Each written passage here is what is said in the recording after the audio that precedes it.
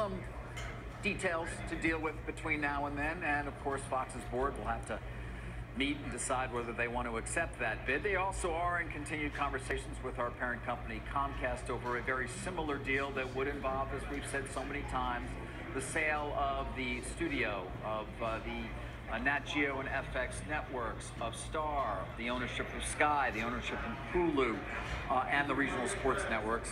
Sometimes I forget a few of these other assets, but I think I encompass most of them. And of course, the consideration, which also will include the assumption of debt by Disney, will exceed some $60 billion, making Fox shareholders significant holders in the combination if, in fact, it occurs. Yesterday, late in the day, we got news. We also reported it as well that Disney CEO Bob Iger will potentially stay on at that company beyond the end of his current contract in the middle of 2019 if the deal goes forward, as seems more likely than not at this point. But again, negotiations still continuing between Disney and, of course, Rupert Murdoch, who is the main man there spearheading these negotiations. A lot of questions on specifics. I've tried to relate the structure as I've been able to understand it thus far. A so-called SpinCo would be receiving a new share of what will be the remaining assets of Fox, namely its broadcast network, its sports network, the Fox News and business channels.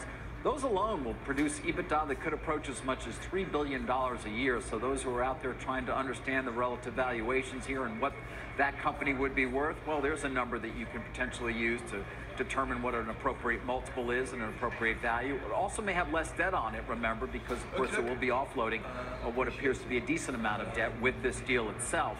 The tax considerations, as I've said so many times, it is taxable, but that's going to stay with the MergeCo, or what we call the RemainCo, what Disney will be doing the exchange offer for. So it gets a bit complex there, and I'm not sure where that tax liability is going to fully lie, whether Disney's going to assume it in some way or not.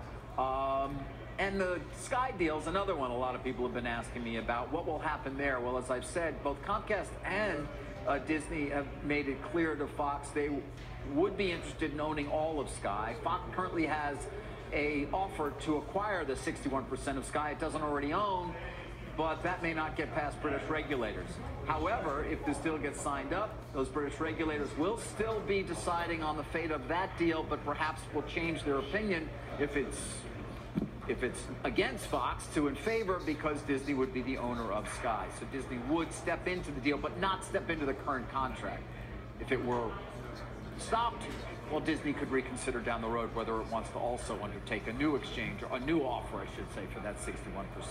So a lot to come yet, Melissa, on this deal. As you see, Fox shares continuing their surge, now up 22.7% for the year. Most of that has been over this last month since we first reported news of these talks. And Comcast shares today are down by 1.7%. When we say that Comcast continues to pursue these assets, is it assumed that the pursuit of these assets necessarily entails raising a price of some sort?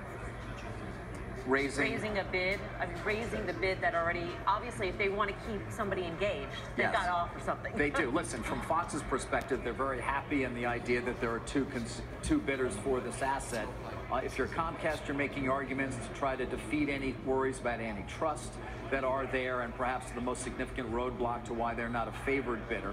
The international assets, of course, are what is most attractive to Comcast, our parent company, given Star and Sky, the Latin American assets as well, which Comcast does not have, largely being a domestic company, other than NBC Universal having some international distribution.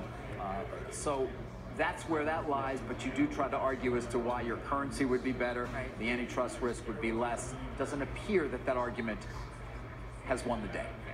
All right, David, thanks. Meantime, JCPenney is opening up a holiday pop-up shop